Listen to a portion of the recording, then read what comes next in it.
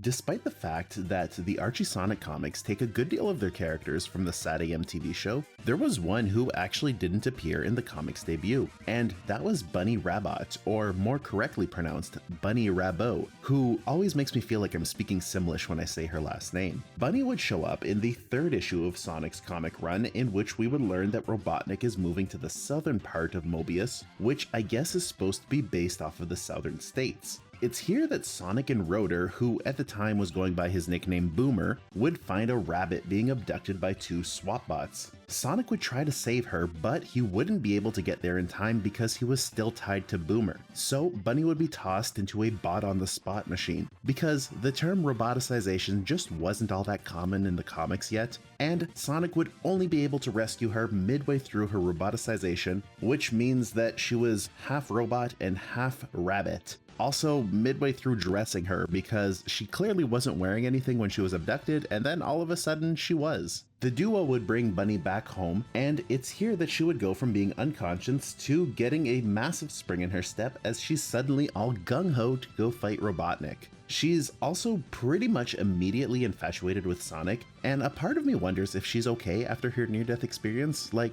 do you have a concussion, Bunnie? However, there's no time to think about this, as she would then show that being part robot makes her super strong, and we would also learn that her dream is to be Sally's personal hairdresser. Anyway, Sonic and Bunnie would then have to go take on a giant burrow bot. And yeah, Bunnie comes in and saves the day. She flips this robot right onto his head, but that all happens off panel because drawing fights is hard.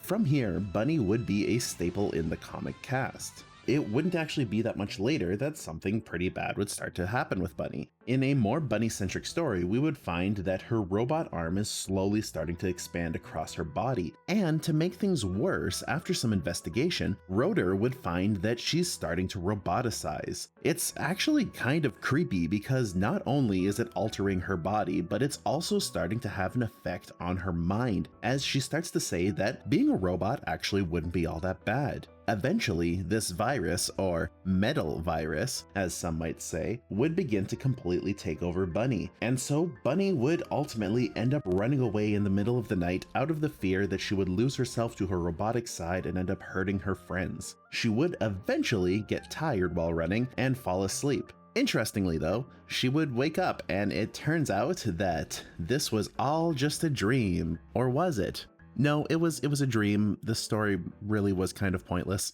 Where we would really get to see Bunnie's full power in effect would be after Sonic got kidnapped at the hands of Knack the Weasel. Robotnik would take Sonic and roboticize him into Mecha Sonic. As Mecha Sonic, Sonic would have no choice but to follow each and every command that Robotnik gave him, including a command to go all scorched earth on his home, not whole village. Quick pause, but man, I love Mecha Sonic. He's got such a 90s mech vibe and I am totally here for it. I absolutely love this look and all the little minute details that he has going on for him. Anyway, after attacking Knothole, Bunnie would initially be the only one able to go toe-to-toe with Mecha Sonic thanks to her increased strength, her ability to fly, and her built-in shield. Many of these gadgets are actually thanks to Rotor, who added them onto Bunnie later in the comic, and they really help her hold her own against Robotnik's strongest mech. Even after falling due to a massive electric shock from Mecha Sonic, that wouldn't be enough to keep Bunnie down. She would rocket up into the air and say that the South will rise again. Like, listen guys, I get it, she's from the South, but like, could you not demonstrate that in any other way aside from like just making her shout American Confederate stuff? Like, she also talks about Yankees, and maybe it's because I'm not from the US, but like constantly bringing up the American Civil War in Sonic kind of takes away from otherwise cool stuff going on. I would complain more about this fact, but it's actually pretty short-lived, thankfully. And also, this comic in general is pretty fun that you can ignore the weird Confederate stuff that Bunnie is saying. I mean, it's got some of the best Sonic art that honestly you'll see in any of the early Archie Sonic stuff. This splash page in particular with Bunnie shooting at Sonic is too good to be in this comic. Eventually though, after taking a massive beating at the hand of Mecha Sonic, Bunnie would be out for the count, and Knuckles would have to tap in.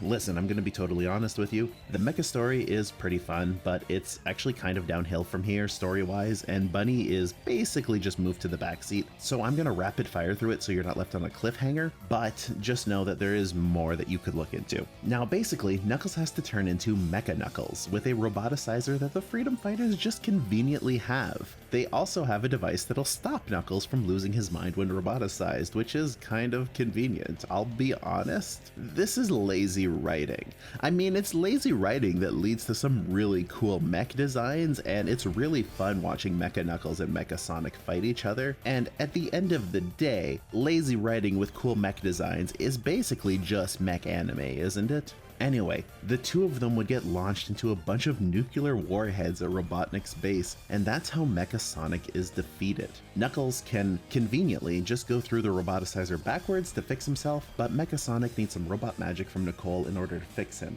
See, Bunnie more or less could not exist for the remainder of this story, and nothing would have changed, which is a real shame because she played a really important role early on in this fight. Sadly though, this is kind of an ongoing thing where Bunnie is just pretty consistently sidelined throughout the comics. She has her moments here or there, but pretty rarely is she placed in the spotlight. In fact, the next time that we would see Bunnie as the focus of a story again would be nearly 100 issues later. While out on a mission on her own, she would get shot down and imprisoned by Bugs Bunny? Actually, he kind of is. This isn't just a coincidence. This character is Jack Rabbit. He's a character whose design and manner of speaking are actually based on the Looney Tunes character for some reason. He plans to take out Sonic, and the way that he's going to do this is by using Bunnie as bait. He would then leave Bunnie in a room with a bunch of robots ready to tear her apart. However, Jack here forgot one thing, and that's that Bunnie is kind of awesome. She would take out a bunch of bots all on her own before freeing herself, and then leaving Jack and his crew stuck with the remainder of the bots.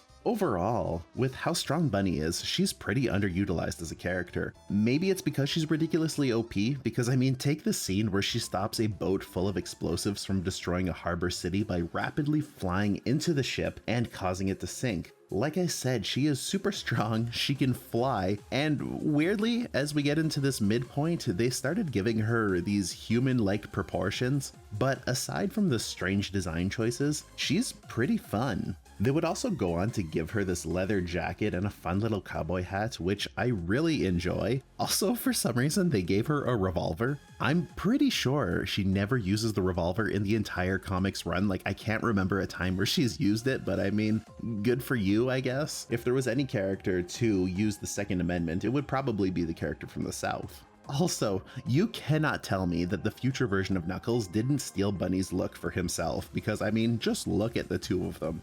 Despite being a pretty awesome fighter, I think that Bunnie is best known for her romantic plot in the Sonic comics, and honestly, it's a pretty good story between her and Antoine. This would start pretty early on in a story where Antoine is going to recover a power ring for Tails that he had lost, and secretly, Bunnie ends up helping him on this quest. It culminates with Antoine giving Bunnie a kiss on the cheek, and thus starting the longest relationship to occur in all of the Archie Sonic comics. There would also be a comic that would kind of rewrite history and make it so that Antoine had once saved Bunnie's life before she had joined the Freedom Fighters, and therefore cemented in her mind that Antoine is actually quite brave despite what others might think, and that she has feelings for him. The two, unfortunately, would end up splitting up after a year-long time skip in which Sonic was in space. We would learn that Antoine and Bunnie broke up due to the fact that the war changed Antoine. He now has a scar over one of his eyes, he's dark, he's brooding, and he's not the man that Bunnie fell in love with. However, his new attitude doesn't bother King Max in the slightest, and in fact, the King places Antoine, who BTW isn't even 20, as the commander of his elite guard. I'm sure that won't go poorly for him. It's not like the King has a proven track record of appointing people to positions of power who should not be there.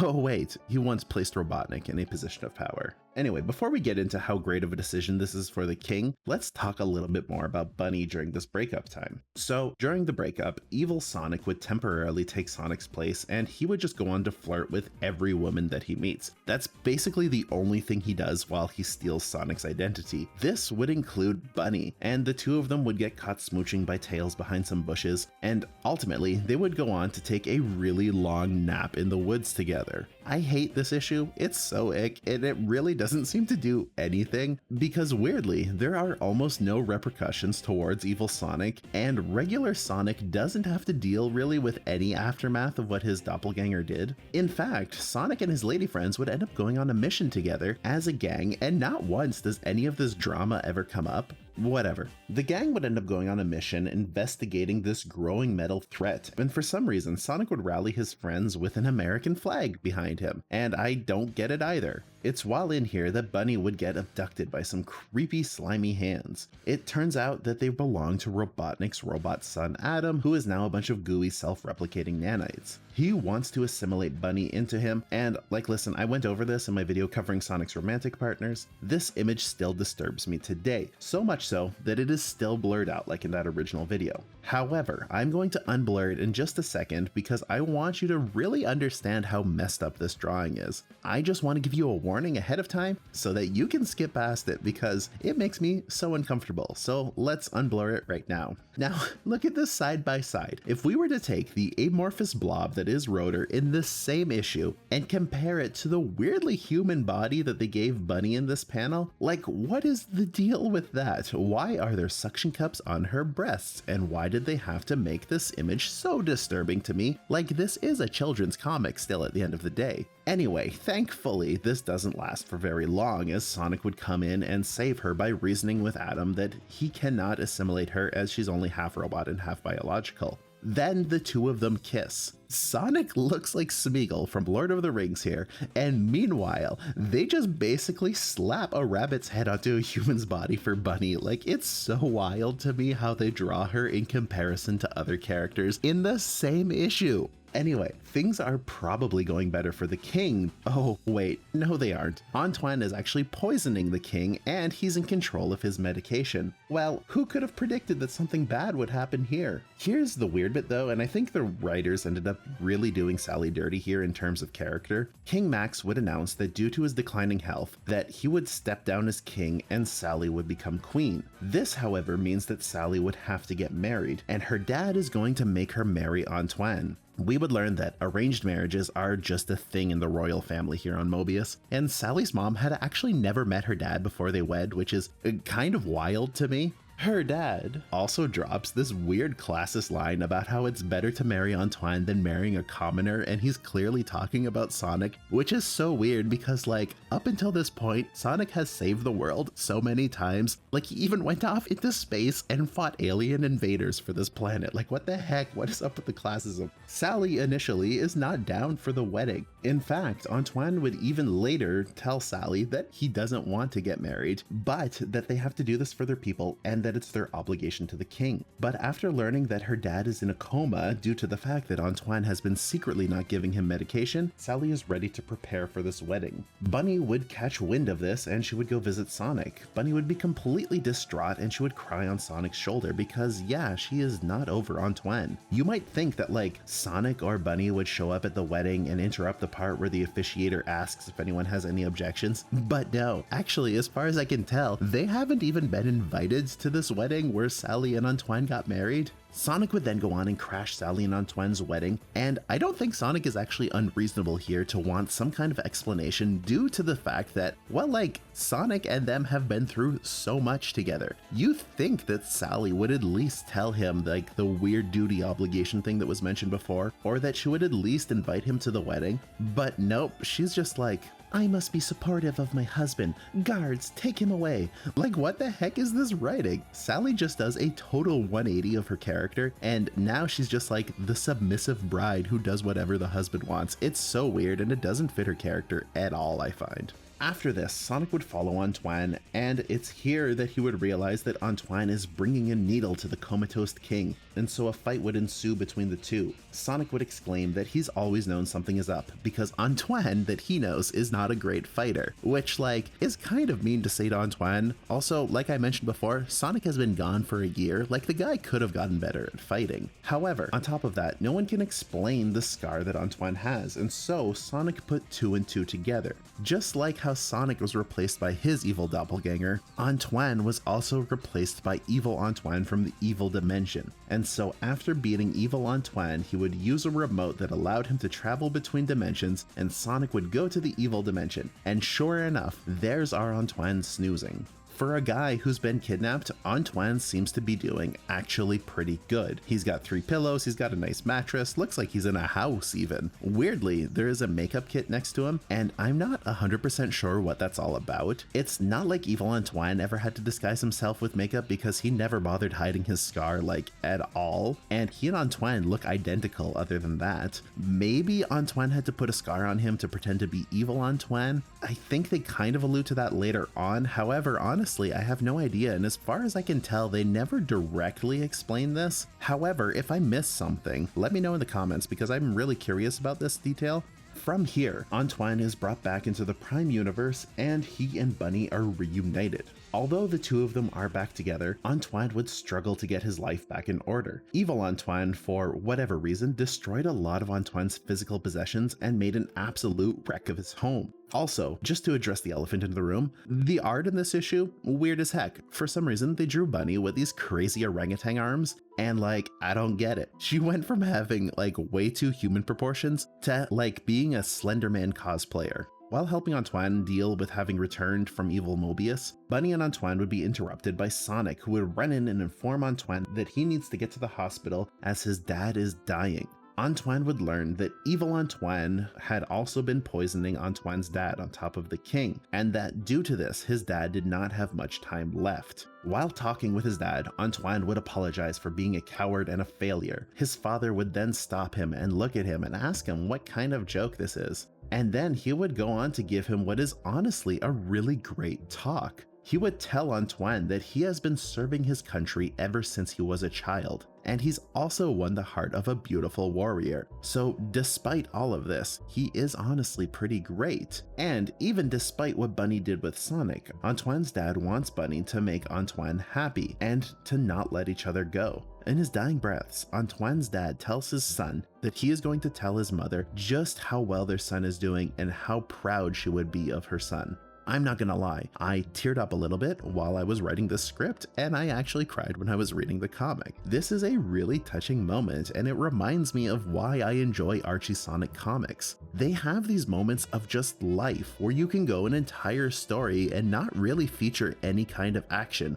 and yet the comic still manages to pull you in. This comic was also written by Ian Flynn in memory of his grandmother Jane Flynn, which is ridiculously sweet, and it's a really good comic to have attached for that. Now, following his father's death, Antoine would go on to propose to Bunnie with Sonic and Amy in tow for emotional support, and of course Bunnie would accept. Then, after some time fighting against Knack, Bark, and Bean, which we can honestly skip over, Sonic and Sally would be asked to be the best man and maid of honor respectively at their wedding. The wedding, surprisingly, would go off with little to no problems. Antoine would start the day off nervous, but honestly that's pretty on par with who he is. I think it's actually pretty fun looking at all these characters in suits, and then you got Knuckles who is wearing something more traditional to his people. It kind of just adds a little bit more character and a little bit more world building to this comic that I enjoy. Meanwhile, during this time, Bunnie would be with Sally and Rosie, who honestly I've never really spoken about, but basically Rosie has been a caretaker to the majority of the kids throughout the comics. Sally would bring up their first interaction together and comment on how it's kind of funny that Bunnie initially wanted to be Sally's hairdresser, and here Sally was doing Bunnie's hair for her. Bunnie and Rosie would go on to tease Sally about the whole will they won't they thing that she has going on with Sonic, and aside from the side story going on in the same comic with Espio that doesn't look so great for him, this story goes off swimmingly and the two of them end up getting married. Alright, out with the romance and in with the action. Pretty shortly after getting married, we would get a story in which Sonic and Bunnie are responding to a distress call from the Sandblasters. These are the same group that the Bugs Bunny lookalike Jack was from, that we saw earlier. However, on their way there, Bunnie would suddenly malfunction and she would fall into Egg Legion territory. So Sonic would rush into town, and it's here that he would learn that they have an EMP covering the entire city, and that's probably what knocked Bunnie out of the air. Jack would go on to tell Sonic that he will help him save Bunnie if Sonic helps him take over a nearby Eggman base. We'd also learn that the former roboticized Mobians, or Robians for short, have been fleeing the city and rejoining Eggman's Dark Egg Legion for some reason. Meanwhile, Bunnie would wake up thinking that she was being held hostage, only to learn that the Egg Legion Grandmaster here is her uncle Beauregard. Beauregard, after doing some catching up with her niece, would learn that Bunnie is not in fact a member of the Legion like he is, and that she is now married. He made the assumption that she was part of the Legion because she is part robot like he is. However, he would of course go on to learn that that was just her being partially roboticized forever ago. Also, I'm pretty sure that this issue, which is issue number 217, is the first time that we would hear how Rabbot is supposed to be pronounced. Just a reminder, Bunnie was introduced in issue 3, and it took over 200 issues to get to this point, which is kind of wild. So it turns out that Beauregard, along with the other former Robians, had fled the city and joined Eggman due to the fact that the Sandblasters treated them worse than slaves. So it was kind of a rock and a hard place decision. They didn't want to work for Eggman and protect his oil refinery base, but they also don't want to be treated like trash by their fellow Mobians. In classic misunderstanding drama, Sonic and Bunnie would now start fighting each other on separate sides due to the differing information that they each have. Ultimately though, Sonic and Bunnie would end up talking with each other and they would figure out the full story. So they would end up putting on a show in order to destroy this outpost, making it so that neither the Sandblasters nor Eggman could have it. That way, Beauregard could lose the base and blame it on Sonic because that's pretty on par with Sonic's behavior towards Eggman's stuff. However, Beauregard would end this pretty frustrated due to the fact that, well, he lost his base and he's got to go tell his boss that now, and he would explain to Bunnie that she cannot always play both sides, and that at some point, due to his allegiance with Eggman and hers with the Freedom Fighter, they will have to face each other. Alright, we are now closing in on the end. We can see it in sight, and to avoid too much repetition of what I said in my Mecha Sally video, I'm gonna speedrun this part a little bit. Eggman's giant robot Titan Metal Sonic would ravage the Mobian's capital city, and so of course the Freedom Fighters would be there to rush in and help. During this time there's also an evil wizard named Naugus, who was also trying to lay claim to the city, but honestly that's a story for a completely different time, and for the most part it doesn't impact Bunnie. What does impact Bunnie is when she would get caught inside of Naugus's giant blast that would crystallize most of her body. After the fight, Naugus would then offer to help Bunnie out by using his magic. Not only would the magic remove the crystals, but it would actually also remove the roboticized parts, thus leaving Bunnie completely back to her original body for the first time since the incident where Sonic had met her. Though this would be pretty great, and being normal again is something that Bunnie has wanted for a long time, it would actually end up causing some stress to Bunnie as she lost what she believed made her special and what made her strong. Thankfully though, she is married to a great guy, and Antoine would be there to boost her spirits as he explains that he has no special power himself, and yet he has been able to do his part, and that Bunnie is far from weak or fragile. With that, the two of them are ready to take on whatever would come ahead as long as they had each other. I really like the dynamic that these two have together, and it would be a real shame if something happened. That's not foreshadowing at all. So fast forwarding a little bit, and Sally at this point in the plot would be a robotic slave to Eggman, and the gang would have to take her on. Bunnie would actually be on the ground doing what she could against the robots without the robotic portions of her body. However, for the remainder of this issue, we're going to shift our focus a little bit onto Antoine. The group is actually out here protecting an armored vehicle with Sally's brother Elias inside of it. Eggman would send Metal Sonic to bust inside of the truck, and it's here that Antoine would swoop in and pull the bot off of the truck as he protects his king and his country. Eggman, however, is 100% ready to kill, and he would send the order to detonate Metal Sonic while it fought with Antoine. This explosion would cause Antoine's limp body to go flying into the distance, and it would land onto the ground next to his sword. This would leave everyone in absolute shock as they realized what happened. Bunnie would rush by his side and sob uncontrollably. It turns out that Antoine was alive, but just barely, and Sonic would have to rush him to a doctor if he had any chance of making it. Now, I'm gonna be honest with you, you can't convince me that Antoine wasn't meant to be dead here, and that they just couldn't put it in the comic. The following story is titled Remember the Fallen, and just look at Antoine's image on this page here, coupled with the title, it for sure gives me dead vibes. Honestly, I kind of prefer the idea of him being dead, not because I don't like Antoine's character, but because it makes his sacrifice really impactful, and it also creates this full circle with his character arc starting off as a cowardly French stereotype and ending as this really awesome soldier who was ready to give his life for the king.